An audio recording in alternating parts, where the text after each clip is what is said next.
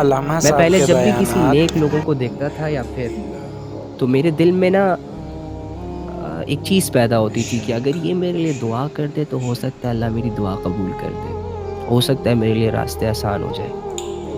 لیکن سال 2 سال کے بعد ایک بات سمجھ آئی، اور وہ یہ کہ جس رب سے یہ دعا مانگتا ہے، کیا وہ رب میرا نہیں ہے؟ کیا جس رب کی یہ عبادت کرتا ہے، کیا وہ رب میرا نہیں ہے؟ کیا جو رب اس کی آواز پر جب یہ اسے کہتا ہے کہ یا اللہ، اور آگے سے اللہ تعالیٰ اسے کہتے ہیں لبیک یا عبدی، تو کیا وہ رب جب میں کہوں گا یا اللہ یا رحمان یا رحیم، کیا مجھے نہیں کہے گا لبیک یا عبدی؟ جس رب نے یہ کہا ہے کہ میں انسان کے شارک کے بھی قریب ہوں، اور جس رب نے یہ کہا وَهُوَ مَعَكُمْ أَيْنَمَا كُنْتُمْ وَاللَّهُ بِمَا تَعْمَلُونَ بَصِيرٌ، کہ میرے بندے تو جہاں کہیں بھی ہے میں تیرے ساتھ ہوں، تو جو کچھ بھی کر رہا ہوتا ہے میں اس کو دیکھ رہا ہوتا ہوں۔ وَهُوَ عَلِيمٌ بِذَاتِ الصُّدُورِ، کہ میرے بندے میں تیرے دل کے رازوں کو بھی جانتا ہوں، باتوں کو بھی جانتا ہوں، بھیدوں کو بھی جانتا ہوں، نیت کو بھی جانتا ہوں۔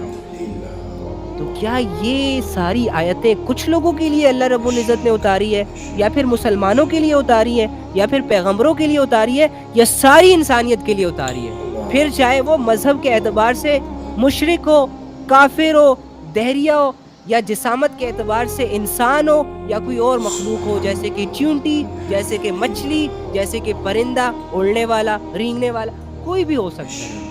تو جب مجھے یہ آنسر ملا نا کہ اللہ تو سننے والا ہے، یعنی کہ وہ سب کی سنتا ہے، بات ہی ختم ہو گئی۔ ساری باتیں بول ڈالی اللہ کے سامنے، اے اللہ میرا یہ مسئلہ ہے، یہ مسئلہ ہے، یہ کمزوری، یہ پریشانی، یہ گناہ، اس سے نہیں نکل رہا، اس سے نہیں نکل رہا، کرتے کرتے کرتے الحمدللہ آج اس بات پر 100% بلیو رکھتا ہوں کہ جب جب میں نے اللہ کو پکارا ہے اللہ نے مجھے لبیک کہا ہے، اور میں 100% کانفیڈنٹ ہو کے بول رہا ہوں، کانفیڈنس کے ساتھ بول رہا ہوں کہ آپ بھی اگر اللہ کو پکاریں گے تو اللہ نے آگے سے یہ نہیں کہنا کہ تم مشرک ہو، کافر ہو، میں نے تمہاری آواز نہیں سنی، میں نے تمہاری فریاد نہیں سنی، میں نے تمہاری بات نہیں سنی، یا میں تم سے غافل ہوں، تمہارے حالات مجھے پتہ نہیں ہے، تمہاری سوچ مجھے نہیں پتہ ہے۔ ڈیفینیٹلی اللہ ول سے یس،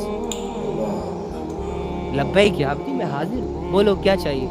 اے اللہ پریشان، اوکے فائن، پہنچ گئی تمہاری آواز اللہ تک، اللہ نے سن لیا، اب فیصلے اللہ کو کرنے دے، کب کرے گا؟ ابھی کرے گا موزانہ طور پر، کل کرے گا، 2 مہینے بعد کرے گا، 3 مہینے بعد کرے گا، سال بعد کرے گا، یہ اللہ کے فیصلے ہوتے ہیں۔ لیکن خدا را دعا جس کو عبادت کا مغز کہا گیا ہے، برین کہا گیا ہے، وہ دوسروں سے زیادہ نہ کروایا کرے۔ اور آج کل تو میں یہ جو کہتے ہیں نا لوگ ہمارے لیے دعا کریں، ہمارے لیے دعا کریں، یہ ایز ایک فارمیلٹی بن چکا ہے، ایک رواج بن چکا ہے۔ ہمارا دین رواجی نہیں ہے، ہمارے دین کے ساتھ نا ہماری قیمتی فیلنگز اٹیچ ہے۔ ایک ایسا بندہ جو آپ اس سے یہ کہتے ہو کہ یار میرے لیے دعا کر دو، وہ آپ کے لیے کیسے دل سے دعا کر سکتا ہے؟ دعاؤں کے معاملے میں کم سے کم خود کو کنفیوز نہ رکھیں۔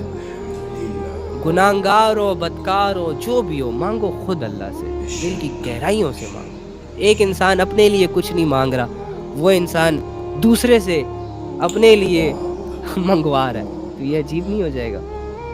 آپ خود بھی مانگے، دوسروں کو بھی کہیں، پھر تو ٹھیک ہے، لیکن زیادہ اپنی دعاؤں پر بھروسہ رکھیں، یقین رکھیں، اعتماد رکھیں۔